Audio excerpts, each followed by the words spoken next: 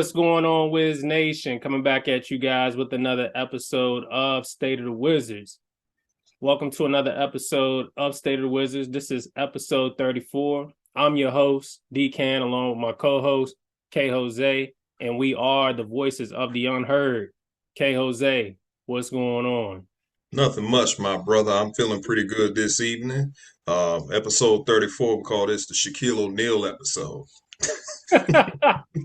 Why? Because it's about to go what? Oh, because we about to go in the paint, my brother. We about to go down in the paint. Sounds good to me. Sounds good to me. So tonight we'll discuss the current state of the Wizards. The Wizards officially starting trade talks for Rui Hachimura. John Wall sat down with the guys at Title League to discuss the trade story. Coming up now on State of the Wizards.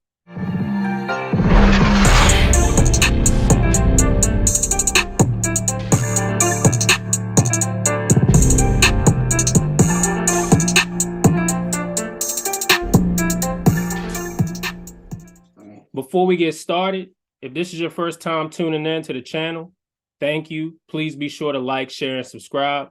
Also now available to you, our brand new State of the Wizards store. Please visit our official State of the Wizards store at stateofthewizards.myshopify.com. Shop all of your favorite items for personalized hashtag hats, jackets, coffee mugs, and more. Shop State of the Wizards today, where your voice matters every day. Follow me at Wizards Mafia and follow my main man, K. Jose, at DC Hoopla on Twitter. Also, please follow us at State of the Wizards on Instagram and follow State of the Wizards on Twitter. All right, my dude, here's where we get started, man. You ready? Absolutely. Let's get started, bro. We got a lot to cover. Absolutely. This is going to be an exciting episode, man. I could just feel the energy already. Mm-hmm. Hey, Jose, the Wizards beat the Knicks 116-105. Bankroll returns. Kuzma had 27 and 13. KP chipped in with 22 and 11. Denny had 14 off the bench. But the talk of the day, my man, and the night was Rui, who had 0 points on 0 for 7 shooting. As you know, prior to the game, Rui's name was brought up as Shams and Joshua Robbins reports the Wizards have officially started trade talks for Rui, and multiple Western Conference teams are interested in his services. What do you make of this? And are the Wizards and Tommy Shepard making a mistake? Yeah, the Wizards are definitely making a mistake. Tommy Shepard is definitely making a mistake. What do I make of it? Another failed draft pick by the general manager. People was giving him flowers. You should have given him dead flowers. I was actually listening to a podcast today. Shout out to Matt Moderno and Troy Halliburton. They talked about the Rui Hachimura trade rumors. And basically what was said was that last season, when Rui had missed games due to mental health, it was kind of a little bit of confusion, and it kind of rubbed the organization the wrong way of how the way that situation was handled. If you remember, my dude, I believe Quinn Mayo said that when he was asking players about Rui, they were saying that, they didn't see him. It was almost like it was taboo. So that situation last season rubbed the organization the wrong way.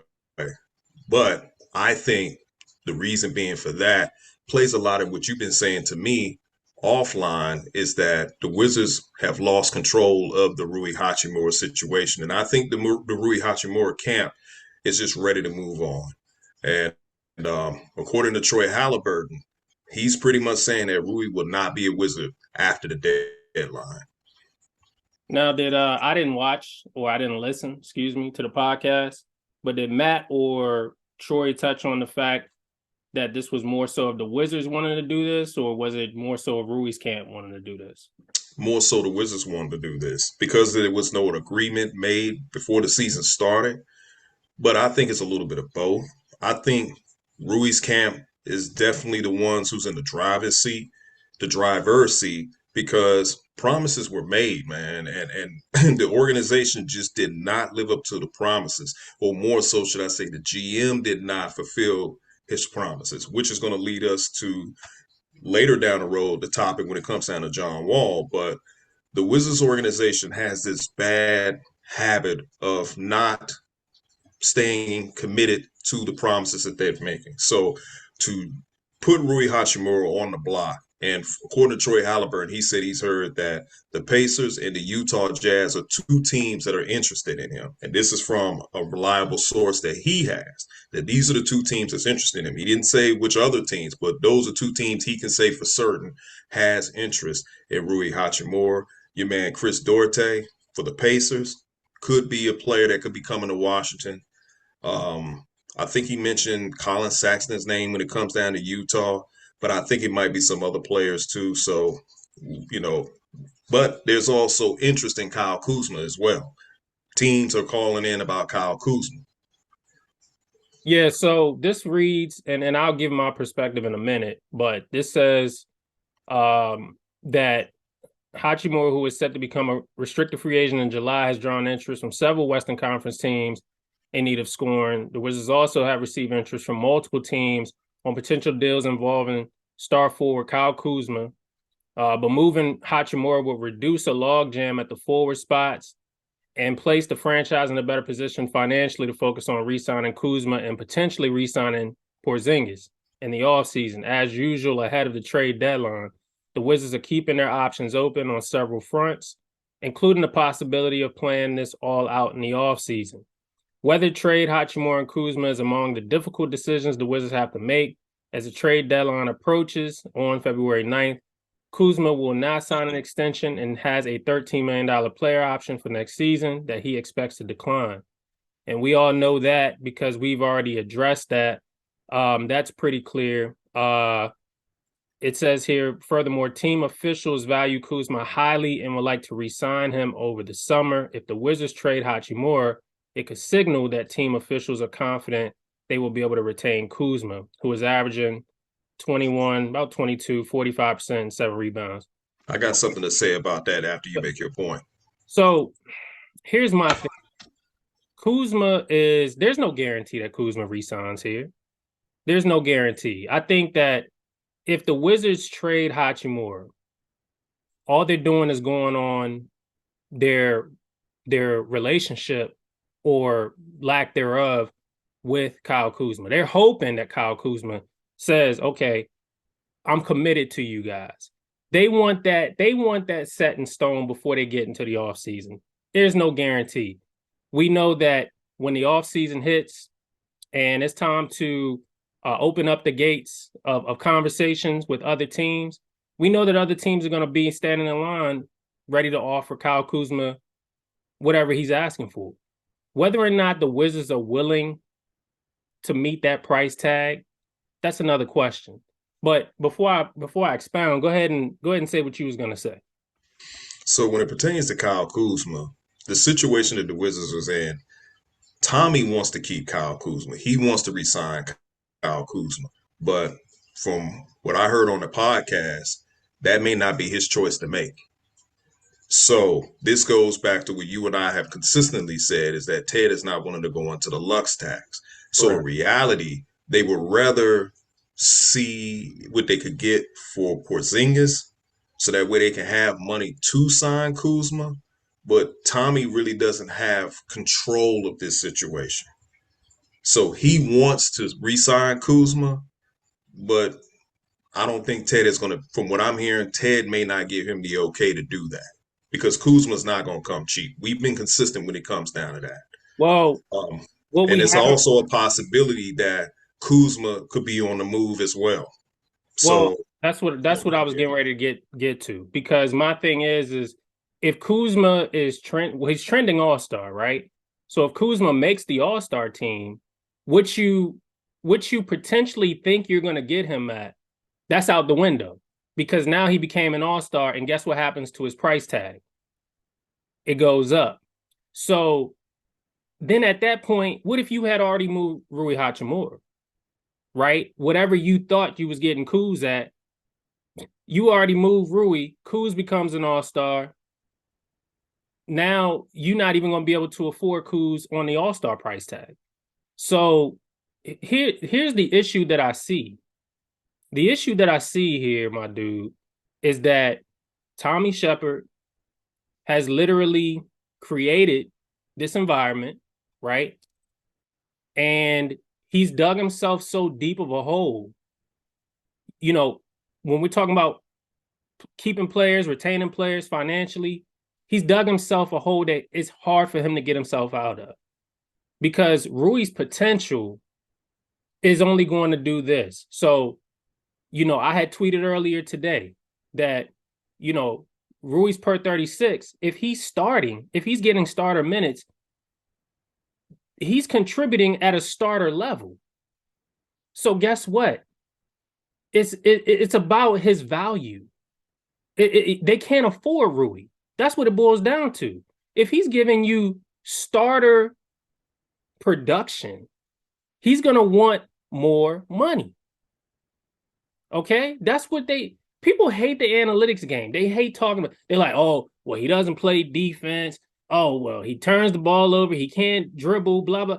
You know what? When they sit down at that table and they discussing contract terms, I can promise you that Rui's team is not going to point to what he can't do.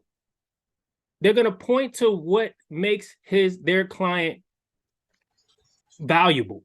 They're going to point to the qualities in the player. Okay. Mm-hmm. And what they're going to say to the Wizards is he's a restricted free agent. He can go elsewhere. This is why the Wizards want to move him now because, Troy said this earlier, and shout out to him. He said it's just because the Wizards can't afford Rui. Yeah, because you know why? What they tried to do was they relegated him to the bench. Right. They thought that, if we relegate him to the bench, his numbers are going to fall off. He's going to have a decline. And we'll be able to justify paying Rui probably the MLE. Yep. We'll give him the MLE. But see, Rui's been balling. And like I said, when you look at his per 36, I don't care how you slice it. You can try to diminish it. You could try to degrade it, whatever. The numbers speak. And they're going to look at that and they're going to say, well, if this man could put these numbers up, in a start, like he's playing 35, 36 minutes, if he's averaging 18 points per game, then he's more valuable than what you guys value him at. And other teams are going to see that. So bottom line is they can't afford to pay him not even what Kuz received from the Lakers at $13 million. Right. And that's pretty much what it is. Yeah, they won't be able to afford Rui. That's really what it boils down to. That's what it boils down to. And they can't afford Kuz. No, they definitely can't afford Kuz. They can't afford Kuz, Bankroll, and KP. They just can't afford all three of those guys. And Ted is not willing, and I'm going to repeat, he is not willing to go into the Lux tax. No. So one of the things that Troy Halliburton said in the podcast is that Tommy is GMing for his job. So every move he makes, he's basically GMing for his job. What do you mean by GMing for his job? Basically, he really has no room for error. So I remember making that point to you, probably like a week ago. But go ahead. Yeah, I mean, he really has no error. But the thing is, a lot has changed because we're hearing something completely different when it comes down to Ted. Come on, my dude. Ted has not been at these games. Ted has been, muting people and blocking people on Twitter. Obviously, Ted has to be disappointed in what's going on, and the bar is so low. He's telling Tommy, you need to get this team to the play-in. It's not even playoffs. Get him to the play-in. So the 251 is the reason why we even have this conversation. You really just, you read my mind, bro. You read my mind because fans don't bring this up. It's like the elephant in the room. It's like they don't want to talk about it. They rather not speak on it. It's like, well, what does it matter? You can work around that. No, you can't. You cannot work around it, man. Hold that thought for a second, bro. Hold that thought. People who say we can work around this, they didn't say that when John Wall was here. They said we couldn't work around the 170. We had to move on from it. So why are we saying, well, we can work around the 250? You can't work around the 251, especially when it got a no damn trade clause. You can't work around it. Right. We're literally handicapped. The reason why Kuzma is even teams are inquiring because other teams in the league know we can't afford them. And the reason why teams are inquiring about Rui because well, we're really shopping them because teams know we cannot afford these players that we actually are trying to advertise. You Well, know, Troy Halliburton used an analogy when it comes down to the Wizards is that we're pretty much a franchise where the league is looking at us like a bunch of vultures that they're flying around just waiting for us to die. They're not, and no franchise is going to help us get out of the situation that we put ourselves in. So we literally slid down a razor blade and fell into an alcohol river. let's put it, and you know what, this article touches on it. It says that bankroll Bradley Beal is set to earn $46 million next season in second year of his 5-year deal. Complicating matters is Kuzma's impending unrestricted free agent in July. Porzingis can either exercise $36 million player option for next season or become an unrestricted free agent. Hachimura will have a qualifier. The Wizards currently have a crowded picture at forward spots with Kuz, Hachimura, and Denny competing for minutes. But let's go back here because this is what I see. That's important. That's important. All right. Every year this increases, this number, without knowing Yes. what the new Salary salary cap is cap's going going to to be. be. So Exactly. that's the problem. The problem is we know what he gets paid, but everybody else doesn't know until after the fact. And see, I can already tell you right now, man, Kuz is going to want more than $25 million. I think the projection was that he's going to get somewhere around $25 million. He's going to want more than that. Yeah, I said 25 to 30. That's what I say. I said 25 to 30 as well. And, you know, if he becomes an all-star, player option. You see what I'm saying? You know, more leverage, you know, at this point. It just I makes mean, at it the end of the so day, hard for he's the he's Wizards. at the end of the day, Wizards fans expect him to opt out of his deal. It's going to happen. It's automatic. He's going to opt out of his deal. The Wizards can't afford him. You know, the Wizards value Rui more so than Denny. Um, you know, again, the 251 is why we're even having this conversation.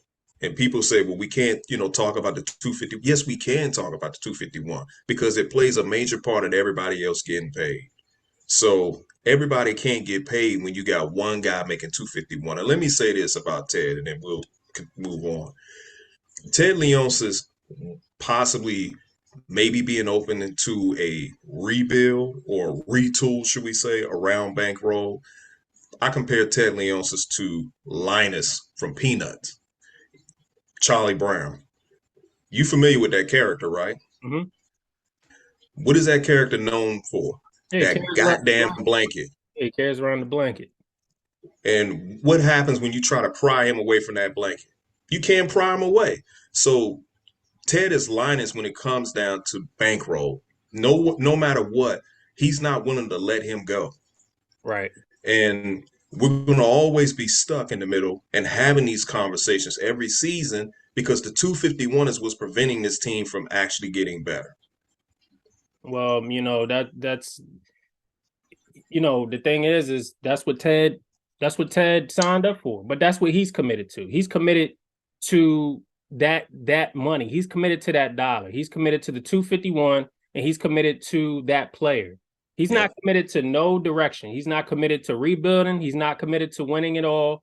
He's not committed to going all in. So even for those people who think that, you know, the Wizards and Ted Leonsis is all about going all in, think again, because that's not who the owner is. That's not where the owner is even mentally. Exactly. He told you guys. He told you guys what he was committed to when he gave Bankroll Bill his money. He told you what he was committed to. So let's move on. You know, shout out to my man Rui though.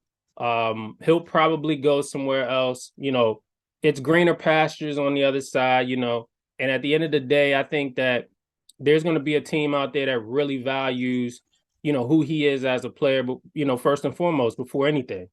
You know, it's sad that the Wizards relegated him because it was all about money. This really wasn't about the game. I hear what Troy Halliburton is saying, and what he, or Matt, I don't know who said what about, last season. I hear that. I don't disregard, how it may have rubbed the Wizards franchise the wrong way. But they were playing a cat and mouse game for the past couple of years now. Rui's team knows that Rui is more valuable than what's being displayed on the basketball court here in Washington. This man goes to Japan and he's everything. What do you expect, when you have endorsements left and right? You're on a noodles cup. You have your own shoe. You're signed to Jordan brand. You're making all this money only to come back here and be relegated, off the bench. I don't care what anybody says. Nobody is going to want that shit. Nobody. So Rui's team is perfectly fine with this. They're making this thing. Yeah, Rui was upset last night. He was stepped away from the huddle or whatever. But we are literally the ugly girl who dumped him. And he knows we're for the streets. Yeah. We're not pretty. People acting like we're pretty. Like the Wizards organization and the Wizards team is some fine ass girl, that everybody wants. Yeah, we pretty damn ugly. That's what we're ugly. We're ugly. And Rui didn't want to be seen next to no ugly chick last night. Here's another thing, just to piggyback off everything you said. I'm wearing the Rui Hachimura Casio watch, by the way. But here's another thing to piggyback everything you said as far as his endorsements, how he's treated in Japan. Troy Halliburton was talking about how the Wizards bent over backwards for him that they've never done for Bankroll or John Wall. Like they really bent over backwards as far as, the treatment because of the star power that he has. So when he sat there and said that, I'm like, okay, that makes me think about a theory that you and I have always had. The franchise player probably didn't like that.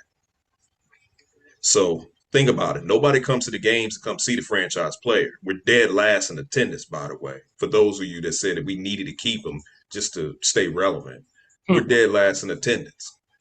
So you get rid of Rui Hachimura. What you think is going to happen? You think them Japanese fans going to continue to watch these games? Hell no. Why would they? Right. And what it really boils down to is the organization.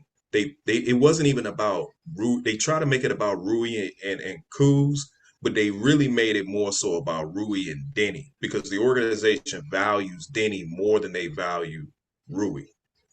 Yep. That's what they did. That was something that I started kind of feeling a while ago. You and I had that conversation months ago that probably was the notion. And it's pretty much was confirmed when I listened to that podcast. All right, K. Jose. So moving on, we got our main man, John Wall. Was recently interviewed by the guys at Title League. Shout out to them. Shout out to them. He had some interesting things to say, man, about his trade situation here. And let's take a look at what our guy Wall had to say.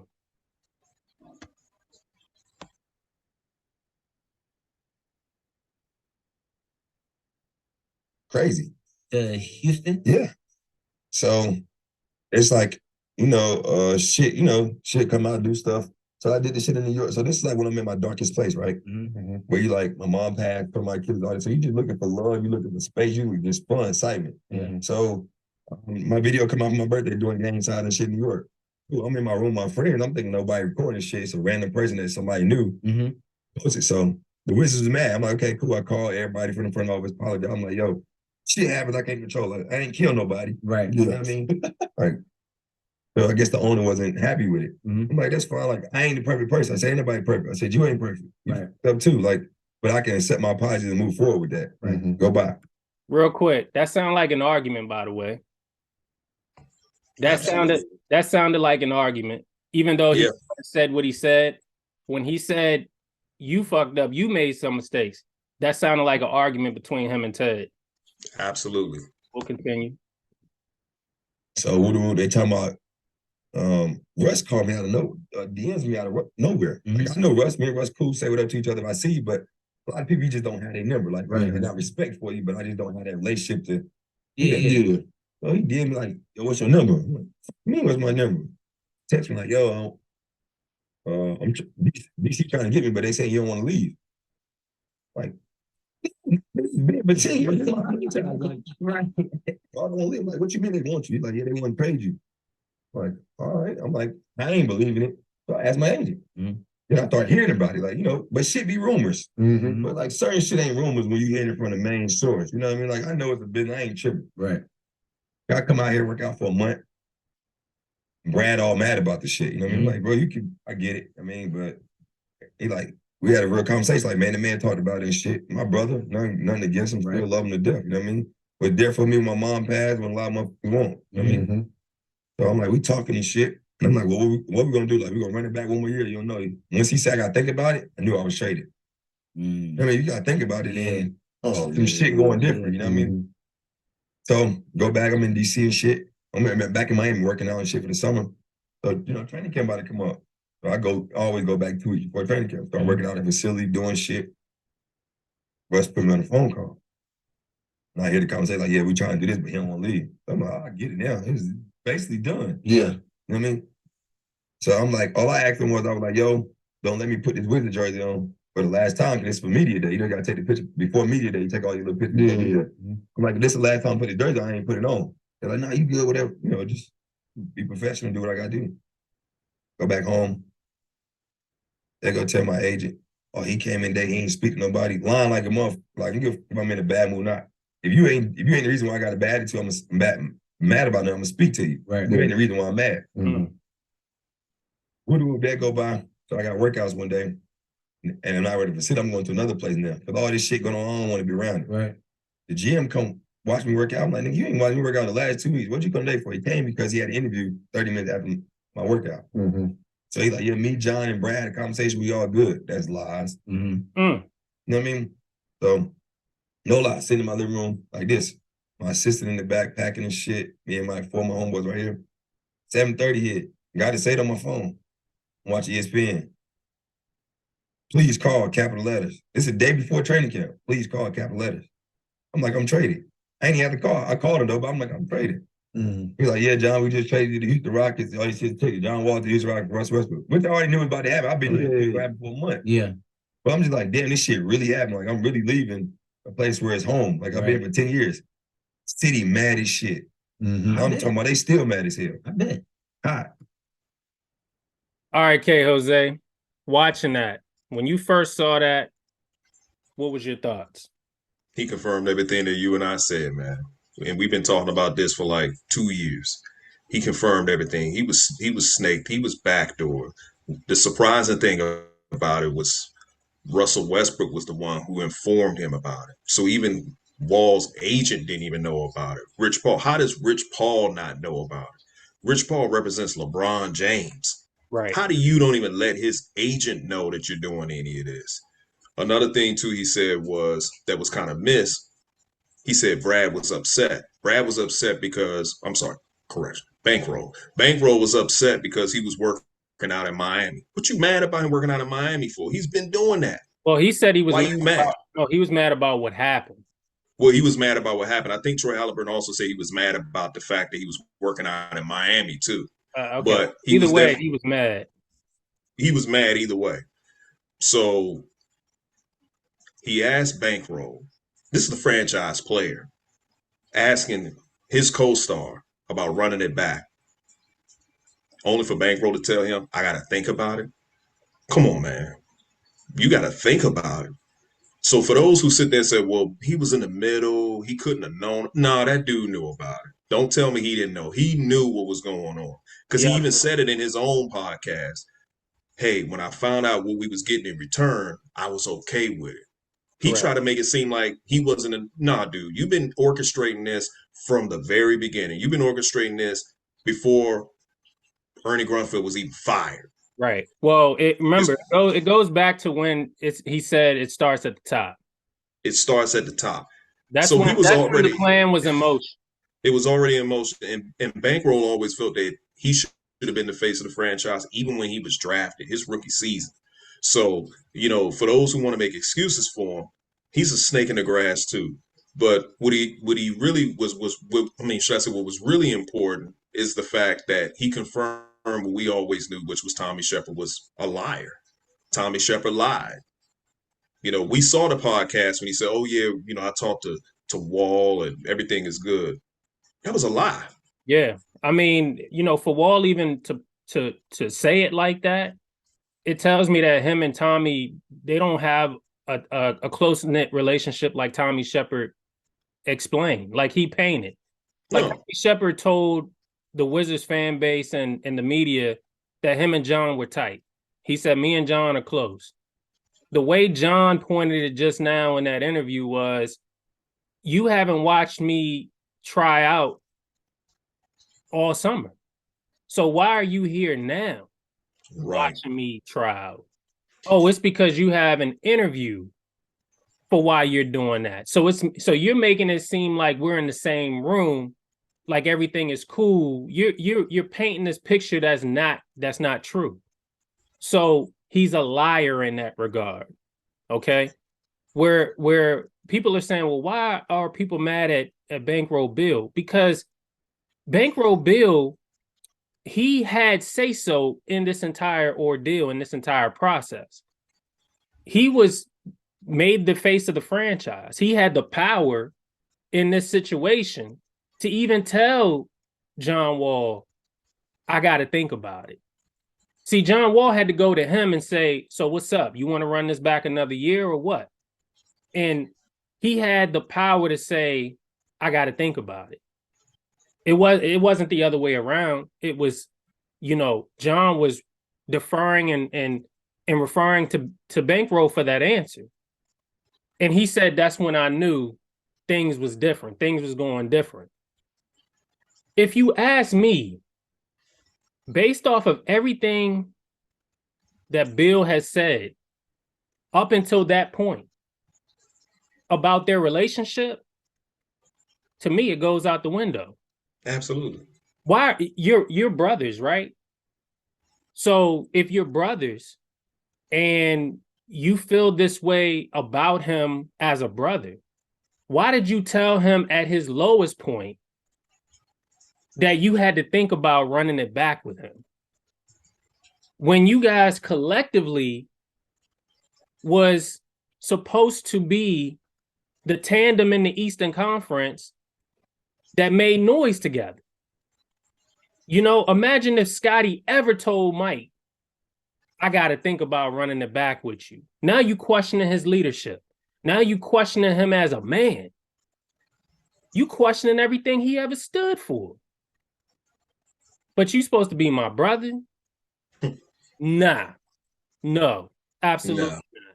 Absolutely not. Cain and Abel were brothers. You know the story of that. You saw how that turned out. Right. So, as we learn, loyalty doesn't mean anything. The one thing that really, really frustrated me listening to John Wall tell his stories, he said that I was at my darkest moment. And the organization took advantage of that. He was vulnerable. They literally smelled blood. Okay, this is the time we need to do it, especially when that, the video came out. They used that as an opportunity to move on past them. They didn't communicate with him, which John Wall told us that they weren't communicating with him. He said he knew something was up because he said he would hear his name in trade rumors. They wouldn't dispel those rumors, but they did when Bankroll's name was mentioned. The Wizards organization, and then too, the organization was about to let this man put the jersey on. Getting ready to put the jersey on at media day, my dude. Media day. Knowing that they was going to move him. They completely are desensitized. And they're doing the exact same thing with Rui Hachimura. They clearly have no compassion about people's feelings.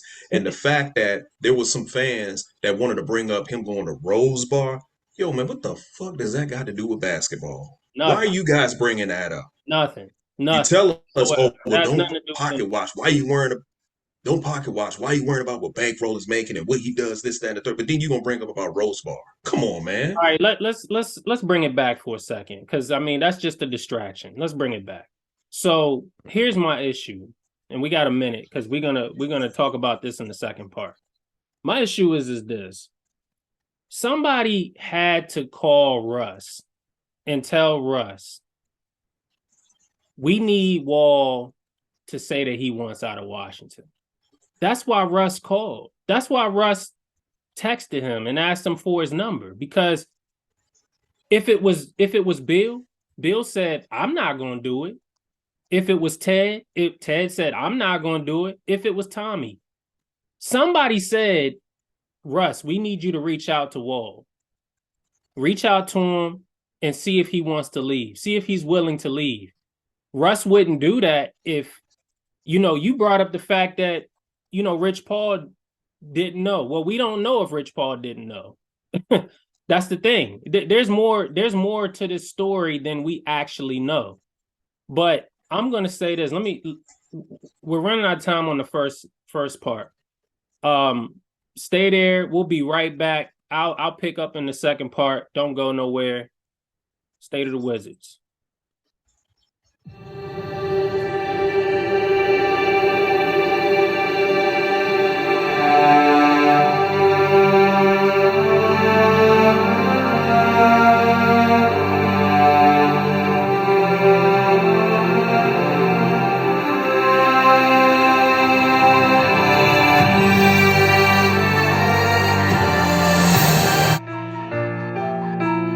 You're just an illusion.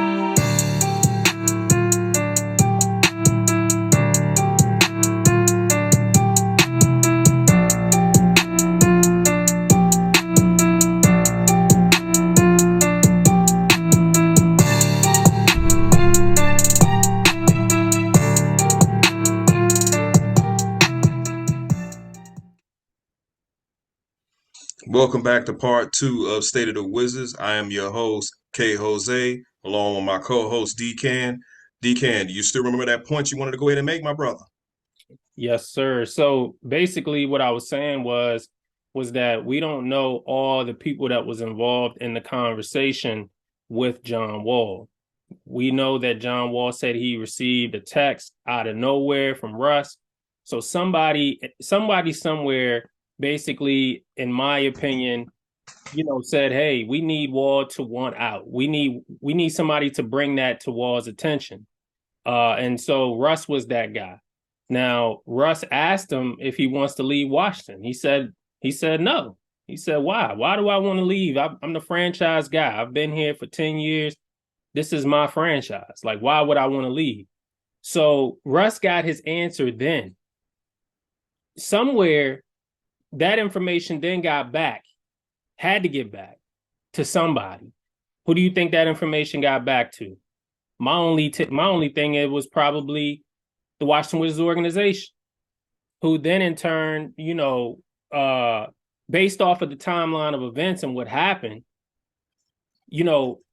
there was some orchestrating going on behind the scenes from the Wizards brass to try to get Wall out.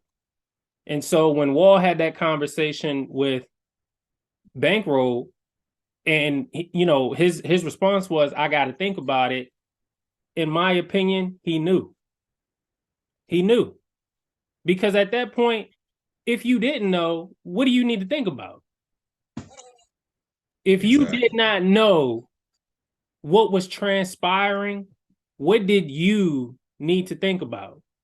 If somebody never told you that Russ was on the table, wouldn't it be a no-brainer to run it back with your franchise point guard? I mean, what you gonna do? You gonna sit out? I mean, think about that. If you did not know that Russ was on the table, you had no other choice but to run it back. But you knew. Right. So the thing is that's why he's the snake, because you helped get him out of here. That was the whole point. Yeah. You helped get him out of here. If Russ said, look, man, I want to come to DC, and that word got back to you. Well, does John know about this? Well, I don't really know if John know about it or not, but I want to come there and play. All right, well, you had to have that conversation with him. But in my opinion, it's, well, this is John's team, and that's my brother, and we're gonna try to make this thing work. You see what I'm saying? Mm-hmm. That's the difference. The difference is that's my brother, and we go to war together, we go to battle together. And when that conversation was had man to man, that's what John Wall said, man to man conversation. How do you walk away from a man to man conversation giving a pussy answer? You don't walk away from a man to man conversation saying, I got to think about it. That's just me. I don't know about you, my dude, but if I was to tell you right now, okay, Jose, I don't know if we could do any more episodes, man. I got to think about it. I mean, how you gonna take that? You already know the answer. You pretty much don't want to do the episode. You just I don't want to rock with you no more. Exactly. And that's why John Wall said he knew he was traded. And the bottom line to me is that what was all this for? What was the point? What was the purpose? Because that's the next question. Well, if he snaked them, well, what was the goal behind this? The bag. Yeah. The bag. That's your answer. The point is I don't get the 251 with that guy. Nope. I don't make what I make today if he was still in this organization. Yeah. And why do I think that it was orchestrated? Because Tommy was right there in the lap of Ted Leonsis when Ernie Grunfeld got fired. Bradley Beal was in the lap of Ted Leonsis when Wall got let go. Yep. Both of these guys was being petted by the owner, being coddled. And this was I scratch your back, you scratch mine type of situation. I help you get paid, you help me get paid. Tommy Shepard got his contract extension when? After the Wall trade. Well, no, he actually got his contract. He got his contract extension last season. Last season with during that 10-3 stretch. During that 10-3 stretch, yep. Right. So he got his money. When did Bankroll get his money? This past off season. Job is done. They both got paid. This is see, here's the thing, man. And people can call it whatever they want, but there's nothing else going on here in Washington but basketball politics. Rui is on his way out. Wall told you about the culture here and how the organization lied to him. Dinwiddie told you about the culture here in Washington. Rui is now going through a situation where it's pretty similar. You might as well say. You think he feels snaked by the organization at this point, my dude? Absolutely. He's been snaked ever since he was drafted. I mean, the reports is that the Wizards were actually, the conversation that was had between them and the Phoenix Suns, the Wizards was actually inquiring about Cam Johnson, which the Wizards could have actually drafted him if they wanted him that bad. So, as I said, when it comes down to the Rui Hachimura situation, is I believe promises were made, and the Wizards didn't fulfill their end of the bargain. They pretty much, and the damage control was done when they demoted him to a role player. I think that's when the damage was officially done with the Rui camp, where they was like, okay, all right, now we know what we need to do. Now let's get our client out of here. And when Rui does go wherever he goes, his camp is going to speak about the culture here too. remember when Wall got traded, the whole purpose of him being traded was to do what? Change the culture. When Gilbert Arenas signed here as a free agent, Gilbert Arenas said in his podcast that Abe Pollin told him, "Hey, look, I need you to help me with this whole Michael Jordan situation. Clean that up for me." He did that. The gun shit happened. We get the number 1 pick. We drafted John Wall. Ted saying, "Hey, look, I need you to help me because we just getting through this Gilbert Arenas gun situation. Can you clean that up for me?" And he did that. So now when Russ comes here, the whole purpose was, "Hey, Russ, I need you to help me because Wall with this gang sign stuff, I need you to help me clean that culture." But here's the question.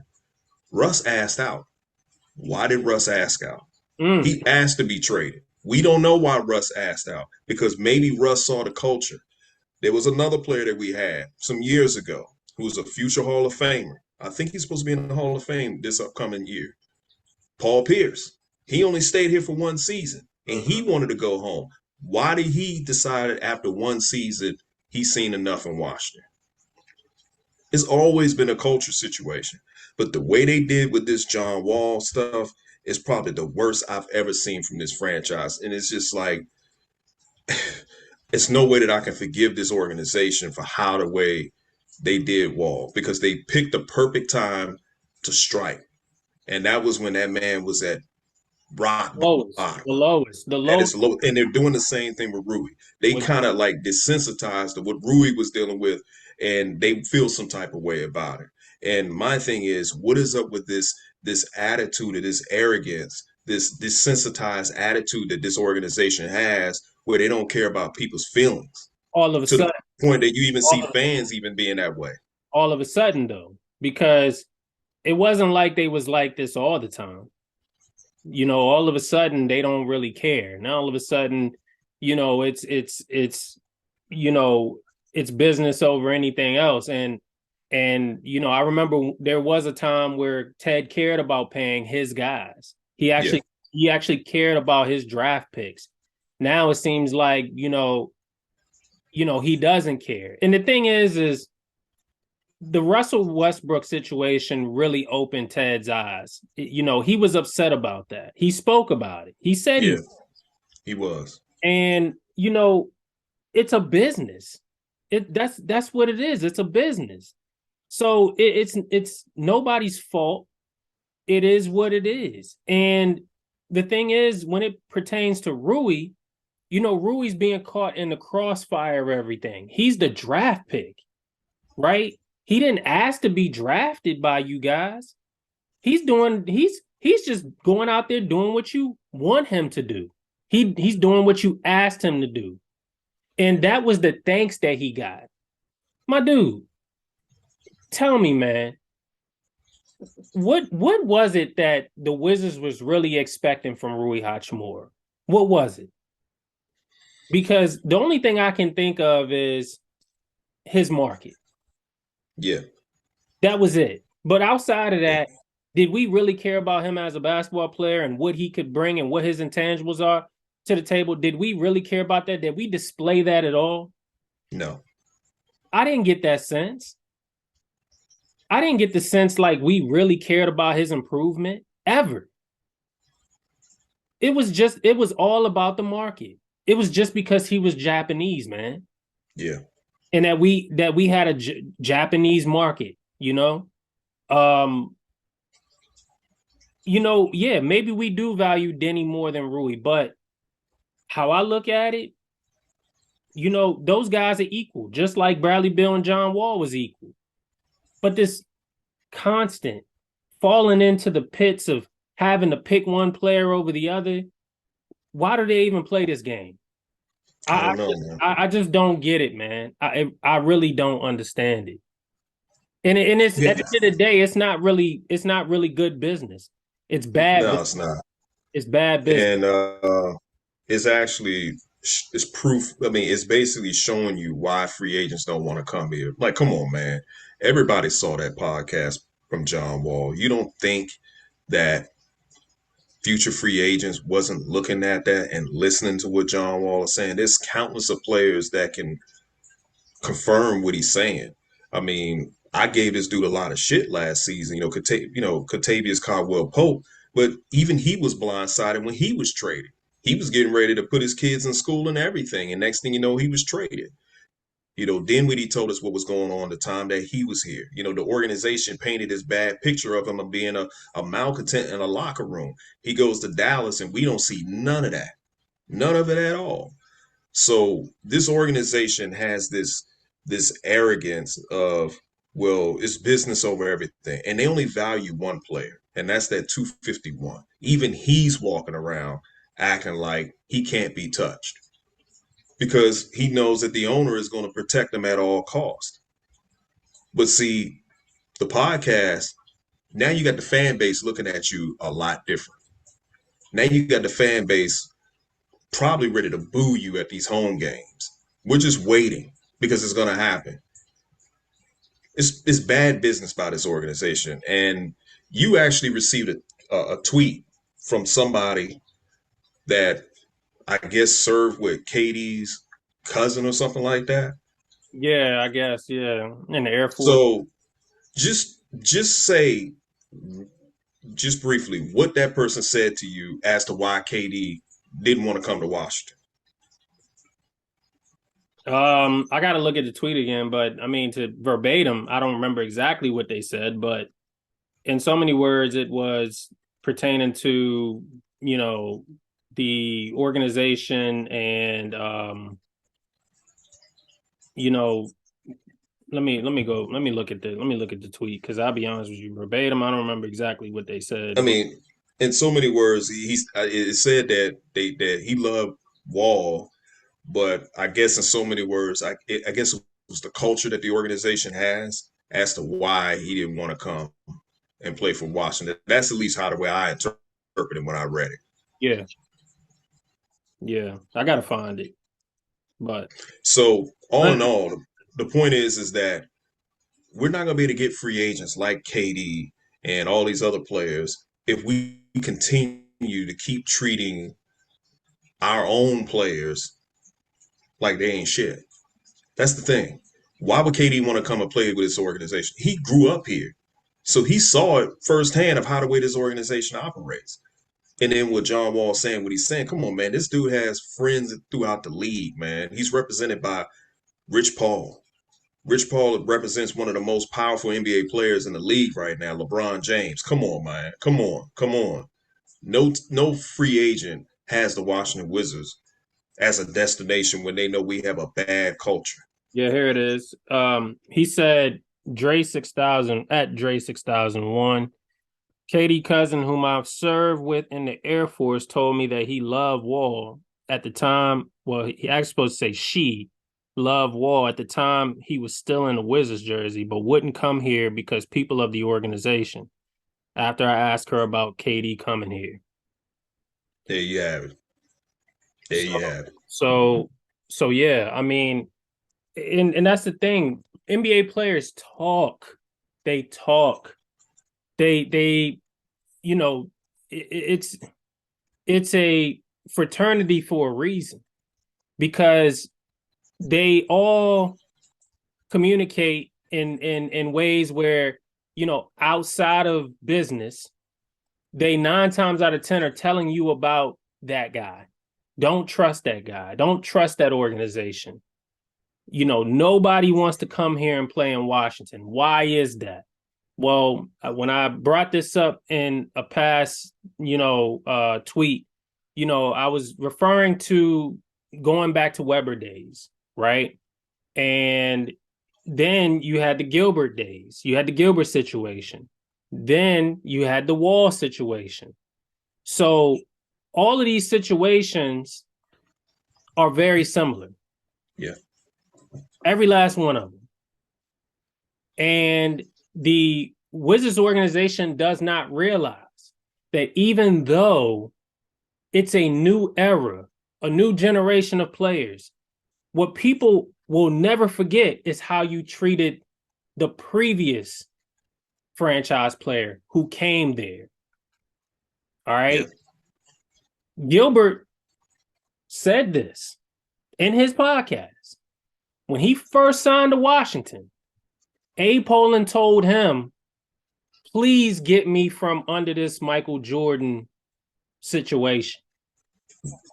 Yep. Gilbert said that. He kept that in his mind, that was the burden that he had to carry being the franchise leader. And then when that situation happened with the gun and Ted became the new owner and Abe was on his deathbed and they attended his funeral and Brendan Haywood pointed at Gilbert and said, that's your guy. He's no longer here. Yeah. That's when he knew that things was changing. When did Wall know that things was changing? Well, Wall said, I was drafted there. Gilbert was on his way out. There was another interview on ESPN with Gilbert. Gilbert said that last year he was there, the team was acting a fool, man, in the locker room. It's all culture related. All right, team was a fool. And this was enabled. This was welcomed and enabled and allowed. How these guys were acting in the locker room. John Wall remembers that. You see?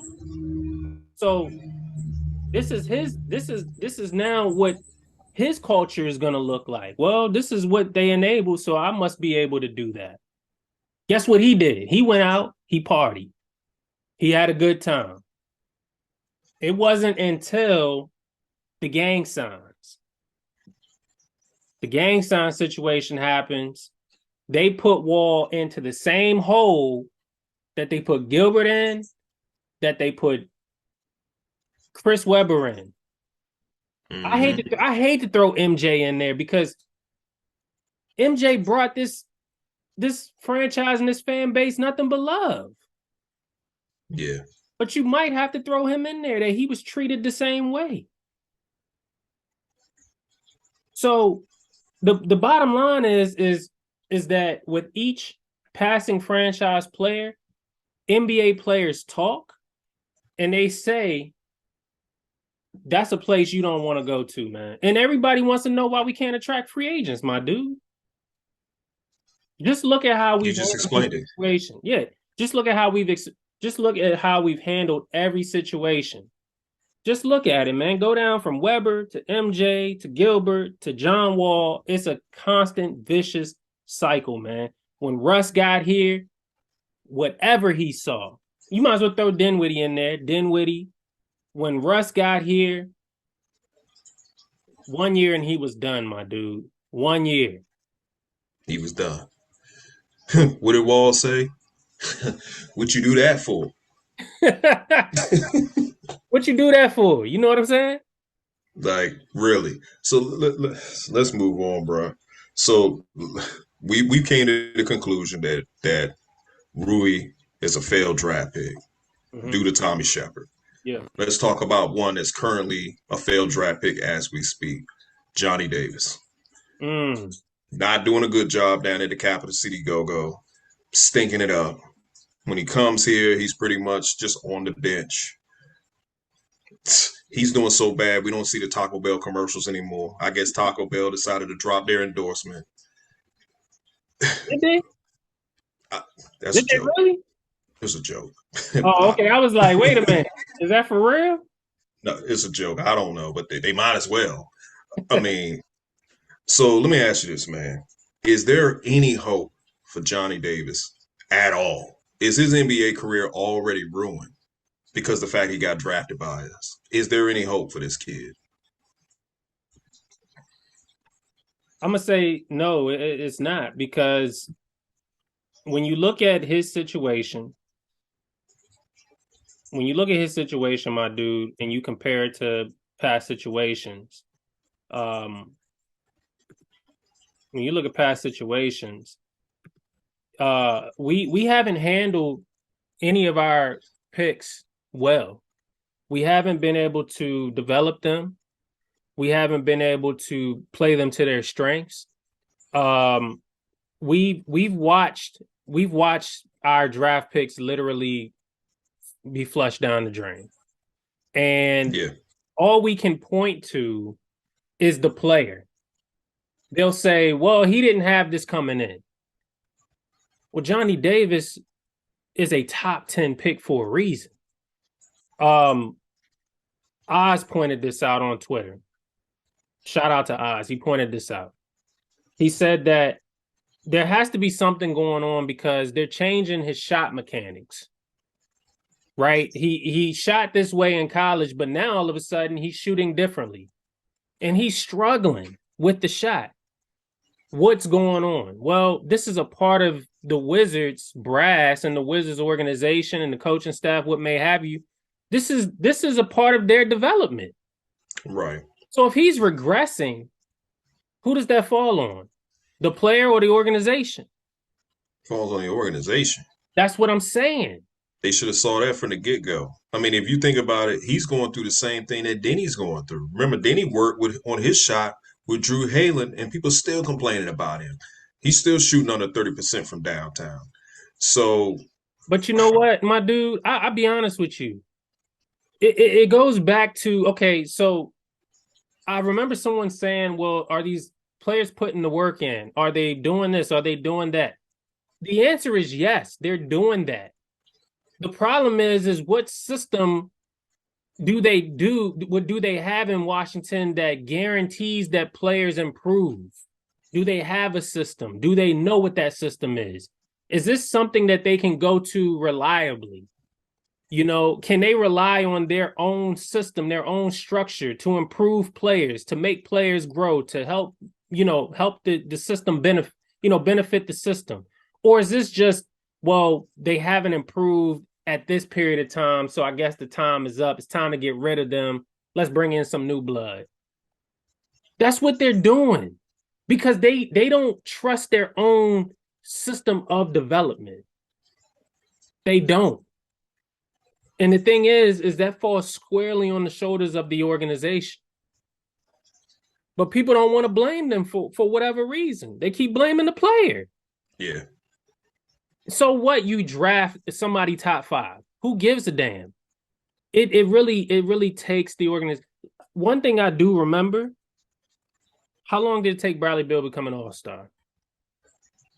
Took him a while to become one. How many? Was it 6? 6? Maybe about 6 seasons. Because it took him 5 just to start scoring 20. My dude. This is somebody, if you look at Bradley Beal's skill set, bankroll skill set, he came in, pure shot, pure jump shooter. He worked on this craft every year, but it still took him 5 years to become an all-star. Where, who knows, maybe he has certain qualities and certain things that he could have picked up from day one with another organization. But it just tells you that even with somebody like Bankroll, who had this gift coming in, it took him 5 years in this organization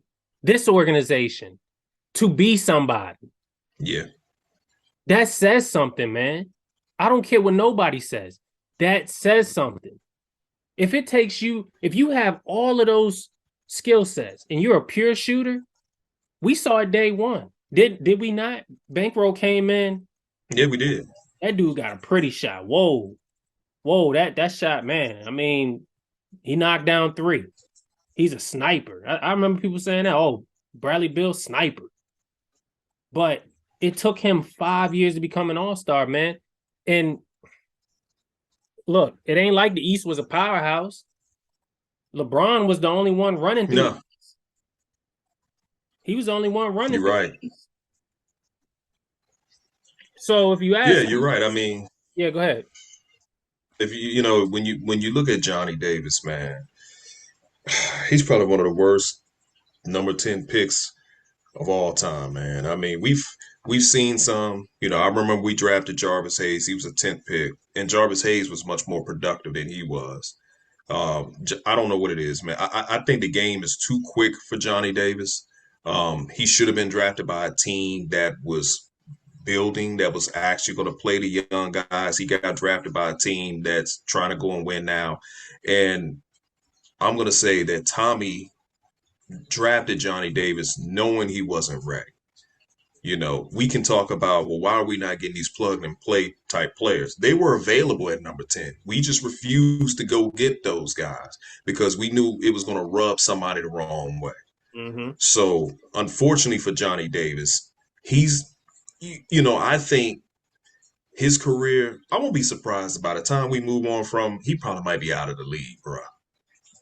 His career is probably over with after his rookie contract is up. Man, I'm telling you, my dude, I was It's trending that way. I was worried for that dude in the very first summer league game. You heard me say that. I said that. People got on me. They was like, man, that is entirely too early. It's the first summer league game.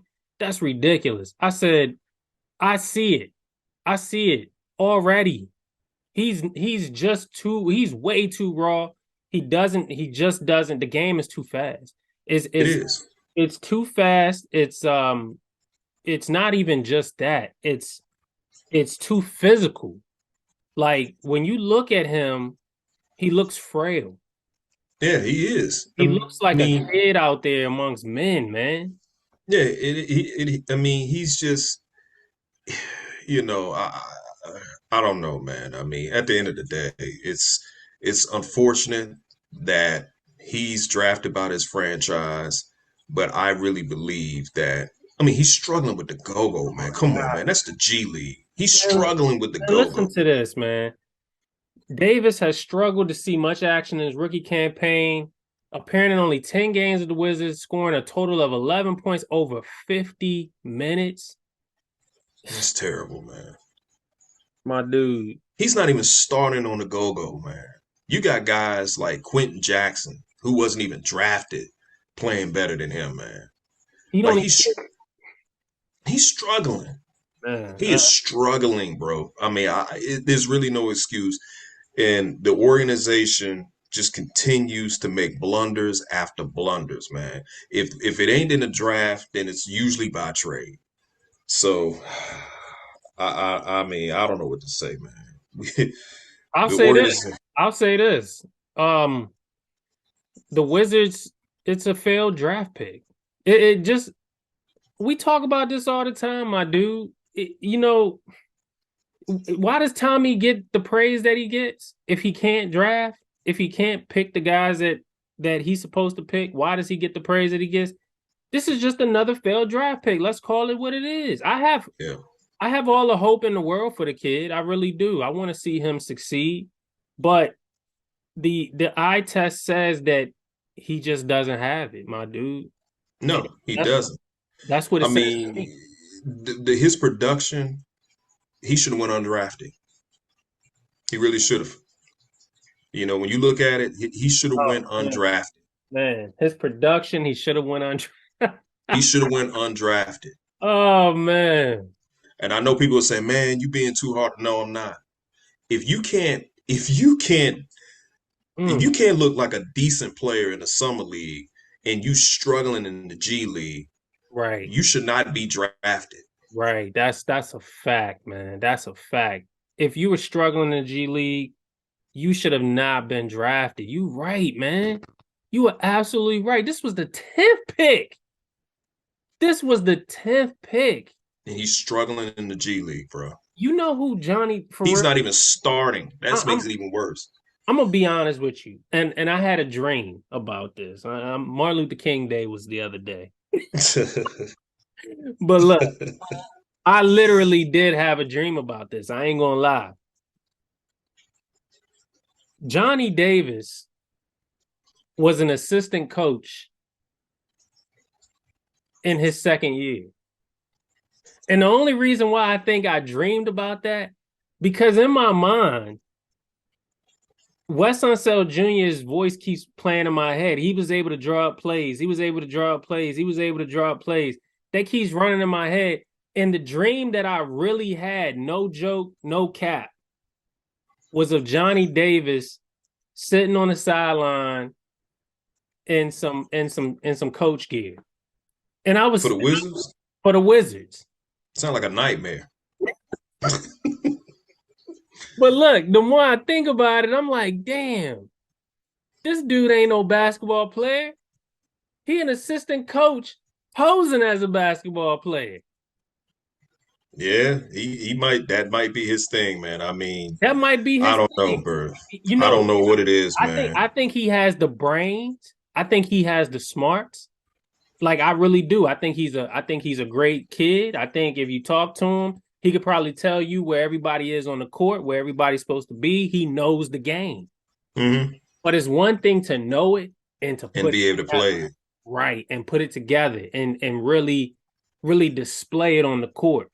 You know, like everybody wanted to know LeBron had this basketball mind from day one. Where did he get that from? I guarantee you Johnny Davis is very similar when we talk about the mind of the basketball court. But Of course. he ain't nowhere close to being where LeBron is as a player. Like nowhere even close. That's the difference. Well, well, you got to look at it like his coach, Wes Unseld Jr. He has the basketball mind, but maybe he probably wasn't a good player coming up. He knows his X's and O's. Take a guy like Pat Riley, knows his X's and O's, but in the NBA, he wasn't that much of a great player, but he's one hell of a coach. Phil Jackson, same thing. Mm-hmm. I'm not saying that that's what Johnny Davis could possibly be, when it comes down to coaching, but maybe Johnny Davis will probably be a successful college coach. It's very possible. But for right now, NBA wise, he shouldn't have been drafted at all. He literally should have went undrafted. I'm sorry. It's the truth. I'm not gonna sit there and make any excuses.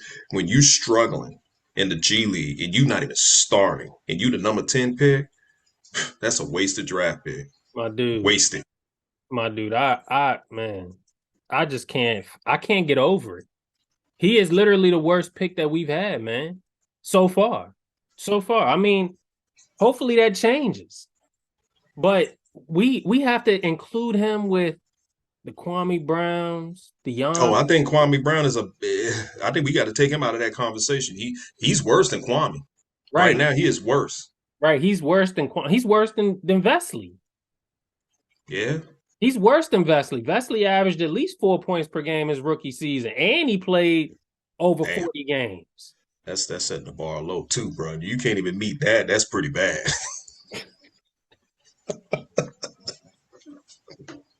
That's pretty bad.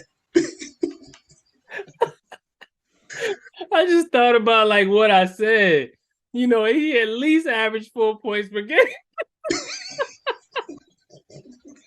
I mean, that's pretty bad, man. And Bro. we've had a bunch of bums that come through this organization from Mitchell Butler, and I think Mitchell Butler averaged more points than Johnny Davis.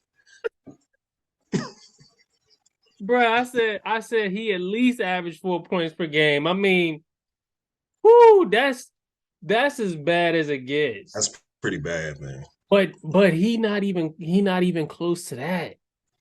No. My man And Vesley was a number 6 pick in the 2011 draft. Johnny Davis is a number 10 pick, and he's averaging 1 point a game. Man, the Wizards own the worst lottery picks of all time, my dude. How do you, how does an owner allow their GM to make those type of mistakes, man? You should be fired for that. Absolutely. I don't understand it. You should be fired. When your draft pick can't even start for the G League, come on, man. You can't start for the G League. That's like you going to the YMCA and you can't even get on the court at the YMCA. That's when you know you ain't got no game. Can Johnny Davis even go to the YMCA and somebody pick him on their team? The answer would probably be no. Oh my God, man. It's so true. If I was out there and Johnny Davis came in, I'm thinking about it. Nah, bro. I'm gonna go with my main man over there. He looked like he better than you. He ain't even got to show me what he can do. He just looked like he better than you. For real. That's pretty bad, man. Man, I mean, look. and the thing is, his college career, his college resume is immaculate, but it Yeah. didn't translate. It's not translating in the NBA And at all. This is a totally different ball game. I said Calvert Chaney, man. He ain't even nowhere near that. He ain't even nowhere near Calvert. Damn. No. That's He's crazy. nowhere near a lot of players that we've had, man. Like LeBradford Smith, he's nowhere near those guys. Oh nowhere. gosh. Don McClain. Nowhere. Like he ain't even near Don McClain. He ain't nowhere. Chris Whitney? No. Nah, definitely. Brent Price? No. Damn, No. man. He is nowhere near those guys, man. All right. Trash. All right, man. Well, we gonna continue to wish him the best, but that it won't be here. But that will conclude the episode of State of the Wizards. Make sure you guys support our store. Also follow us on IG, follow us on Twitter and YouTube. This is K Jose saying good night, signing off. peace.